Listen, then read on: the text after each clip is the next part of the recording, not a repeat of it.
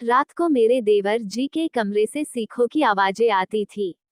मेरी जनानी जी कब की मर चुकी थी। देवर जी का राज जानने के लिए एक रात में उनके कमरे में छुप गई। फिर देवर जी ने जो किया है भगवान, जब मैंने पहली बार दिल दहलाने वाली चीजों की आवाजें सुनी, तुम्हें पूरी तरह से घबरा गई थी। मैं गहरी नींद से हड़बड़ाकर गुट बैठी और चीखने चिल्लाने की आवाजें पूरी हवेली में गूंज रही थी। उस समय चारों ओर सन्नाटा था। मेरे कमरे में बहुत अंधेरा था। मैंने हाथ पैर टूटते हुए साइड टेबल का लैंड के 12 बजे बज रहे थे और तो रात के 12 बजे बज रहे थे और चीख पुकार की बगल में पूरी हवेली में हैरान थी कि मेरी बगल में लेटी मेरे पति पंकज अभी गहरी नींद में सोए हुए थे। इतने शोर में उन्हें नींद कैसे आ सकती? कल ही तो मैं पंकज थी। मेरी शादी बड़ी धूमधाम से पंकज से हुई थी, भी एक अमीर खानदान की बहू बनी थी। मैं भी एक अमीर खानदान से थी।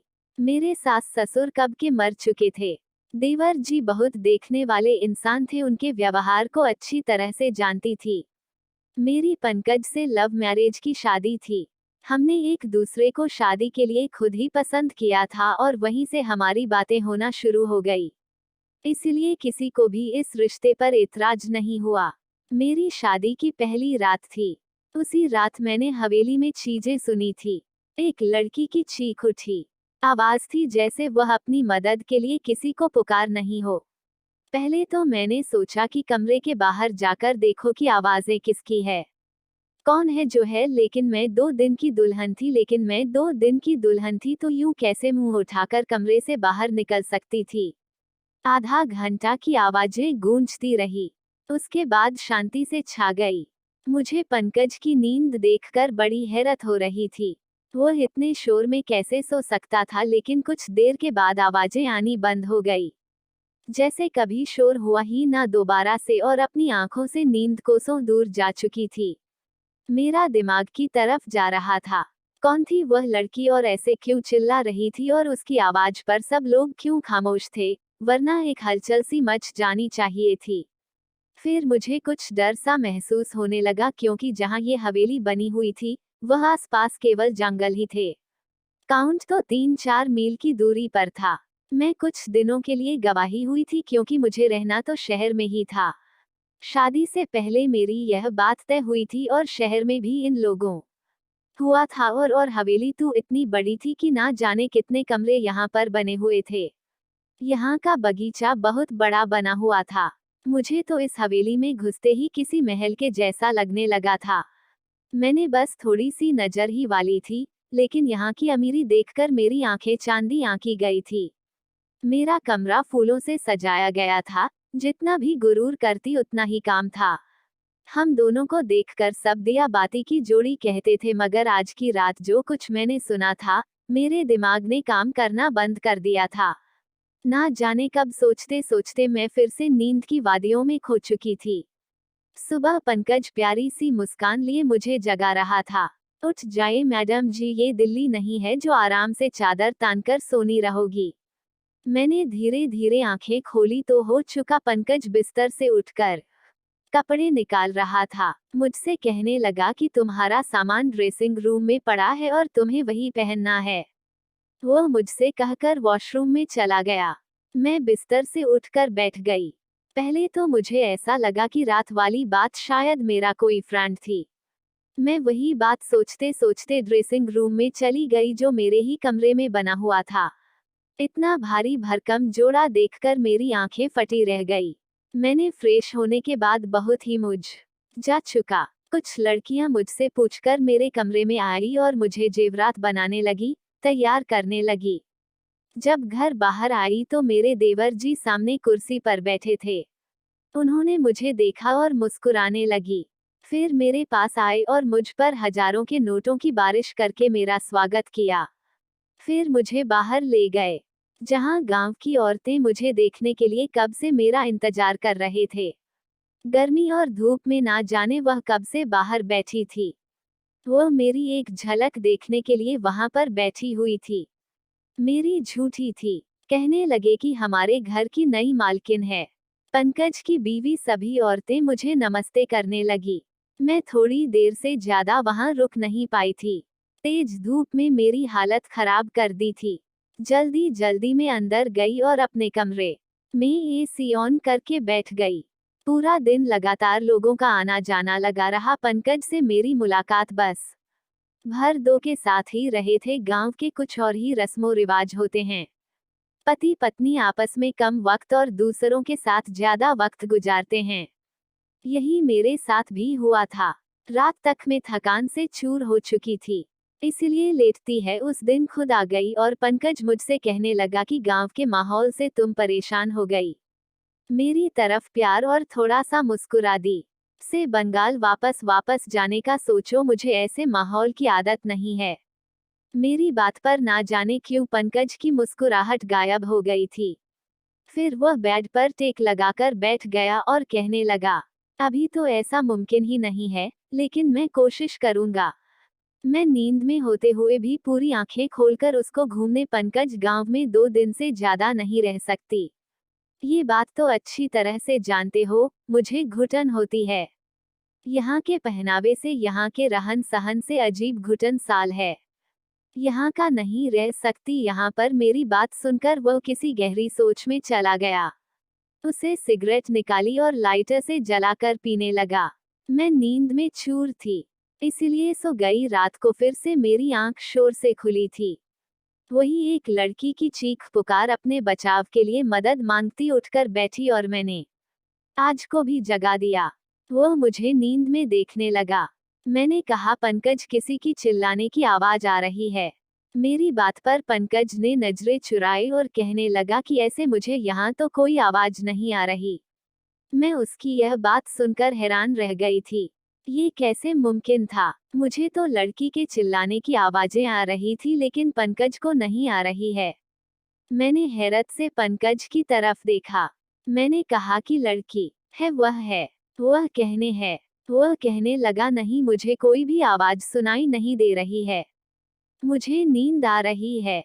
मुझे परेशान मत करो। ये कहकर वह फिर से सो चुका था और मेरा डर के मारे बुरा हाल था। क्या ये हवा जैसे ही सुनाई दे रही थी, इसका मतलब कोई भूत प्रेत? यह सोचकर तो मैं डर से कांपने लगी थी। डर की वजह से मैं पंकज से चिपक के ले गई। मेरा दिल जोर जोर से धड़क रहा था। अब इस हवेली में एक दिन भी नहीं रुकना था। मुझे तो भूतों से बहुत डर लगता था। अगली सुबह ही मैंने पंकज से शहर जाने की लिस्ट शुरू कर दी।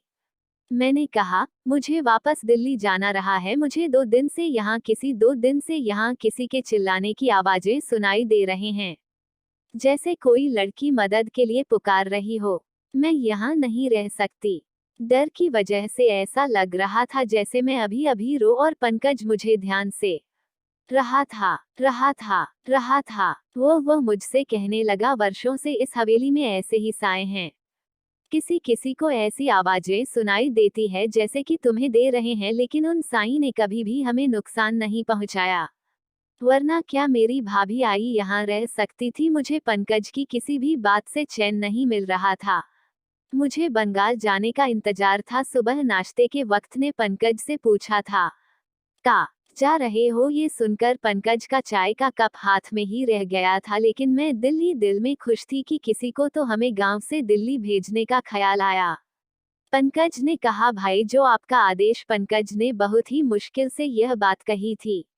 वह अपने बड़े भाई से बहुत डरता था। जी कहने लगी, आज शाम तक तुम दिल्ली जाने की तैयारी करो, वहां के काम देखो जाकर। मैं तो खुशी के मारे फुले नहीं समा रही थी। मैंने जल्दी से चाय हाथों की और कुर्सी पीछे खिसकाकर खड़ी हो गई तो मेरे जेठ जी कहने लगे, आज तुमने नाश्ता ठीक तो क्यों नहीं किया? मैंने कहा, मुझे अपनी और पंकज की पैकिंग भी करनी है। शाम तक जाना है तो टाइम लग जाएगा। मेरी बात सुनकर जी पंकज को खोने लगे और कहने लगे, तुमने बहू को यह नहीं बताया कि अभी यही हवेली में ही रहेगी? ये बात मेरे दिल पर लग गई और मैं आश्चर्य से पंकज की तरफ कहने लगा, मैं भूल गया था भाई। मेरे देवर जी फिर मुझसे कहने लगे, बेटा, तुम अब हमारी इज्जत हो और हमारे घर की औरतें हवेली से बाहर कदम नहीं रखती। तुम यहीं रहोगी। बंगाल में केवल पंकज ही जाएगा। ये सुनकर तो मैं दंग रह गई थी कि पंकज ने पहले यह बात मुझे क्यों नहीं बताई। उसने यही कहा था कि कुछ वक्त मुझे गांव में रहना पड़ेगा, फिर वह मुझे अपने साथ दिल्ली ले जाएगा। तो गुस्से की वजह मुझे झूठ बोला बोला गया था। कुछ देर के बाद ही पंकज कमरे में आया और मैं रोने लगी। मैंने कहा, मुझे इस भूत बंगले में नहीं रहना। तुमने मुझसे झूठ कहा था कि हम दिल्ली में रहेंगे। तुम अपने भाई से जाकर बता दो। मेरी बात सुनकर वह मेरे पास आकर बैठकर बहुत ही प्यार से बोला, मैं तुम्हें अभी बंगाल नहीं ले जा सकता। बस तुम कुछ महीने यहाँ रह लो, वैसे ही रहो जैसे यहाँ की औरतें रहती हैं, फिर मैं तुम्हें बंगाल लेकर जाऊंगा। मैंने कहा, मैं तुम्हारे बिना यहाँ नहीं रहूंगी। रात की आवाज मेरी जान निकाल दी कि मुझे बहुत डर लगता है।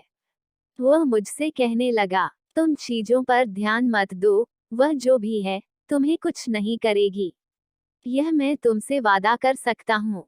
तुम बस कमरा लॉक रखना और रात को बिल्कुल भी बाहर मत निकलना। पंकज की बातों ने तो मुझे बहुत ज्यादा डरा दिया था। मैं अकेली रात को इसका कुछ देर तक सोचता रहा। फिर कहने लगा कि ठीक है, मैं भाई से कहकर एक नौकरानी का इंतजाम करवा दूंगा, तुम्हारे साथ रात को इस समय में सो जाया करेगी। लेकिन तुम बस ये कोशिश करना कि भाई को तुमसे कोई शिकायत ना हो। मैंने इस बात पर सिर हिला दिया। पंकज शाम को दिल्ली के लिए निकल चुका था और मैं अकेली रहती हूँ। रात को सोने लगी थी वह सब, पर अपना बिस्तर बिछा लिया करती थी और लेट जाती थी। रात को जब चीकू की आवाज आती तो मेरी आंखें खुल जाती। मैंने महसूस किया था कि जिस व्यक्ति को की आवाज आती थी, नौकरानी भी करवटें बदलती रहती थी। मुझे ये शक होने लगा था कि शायद वह भी उन आवाजों को सुन सकती है। कई बार मैंने उस नौकरानी से चीजों के बारे में पूछो, उसके चेहरे का रंग उड़ जाता और वह डर जाती थी।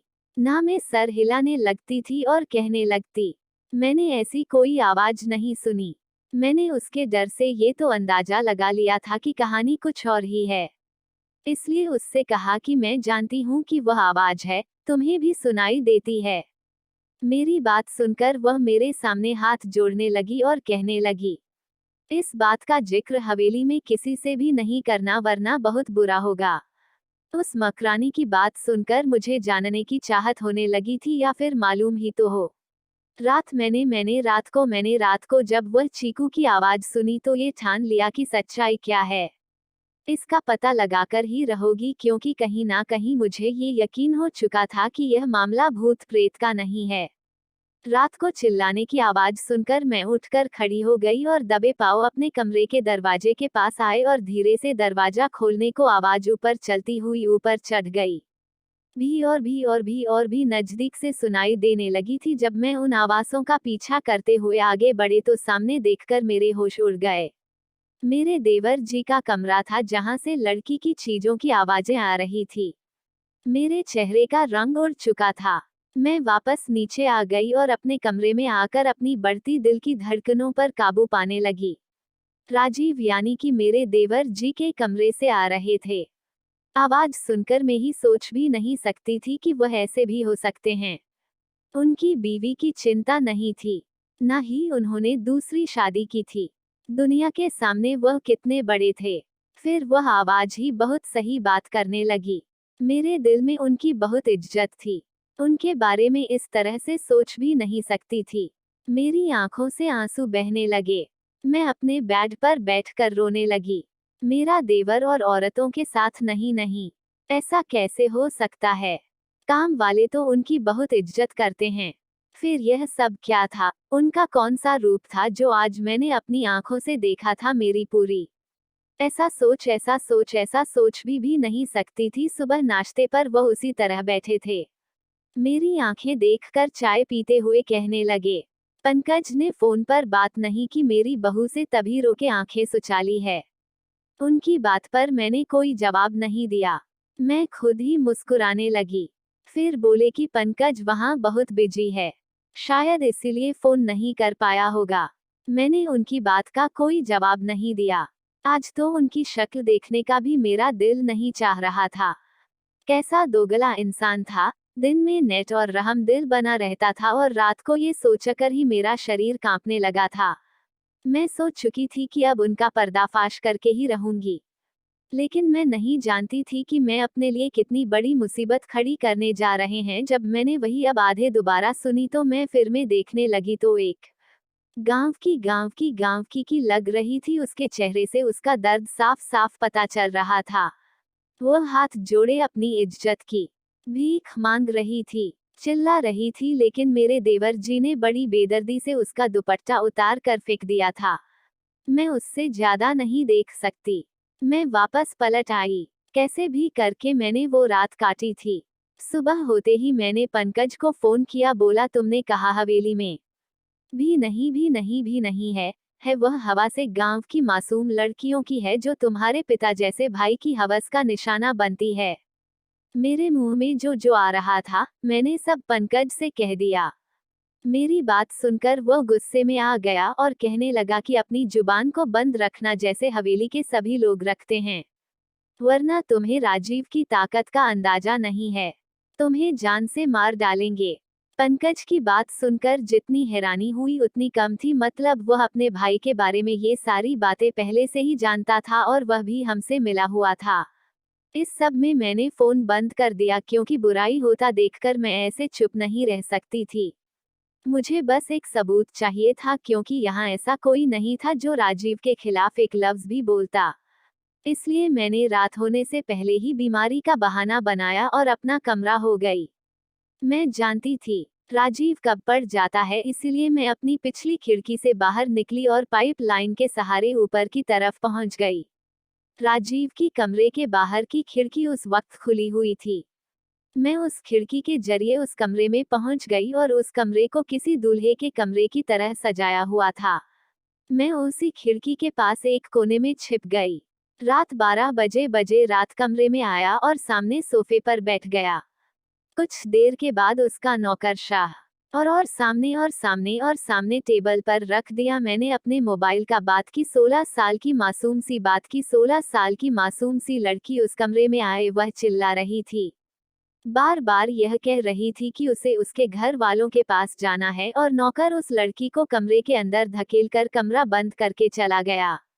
राजीव एकदम आराम से सोफे पर बैठा उस लड़की की बेबसी का तमाशा देख रहा था जो बहुत ज्यादा रो रही थी, दरवाजा पीट रही थी, अपने बचाव के लिए मदद मांग रही थी, जिसकी पुकार हवेली की बेजान दीवारों में गूंज रही थी।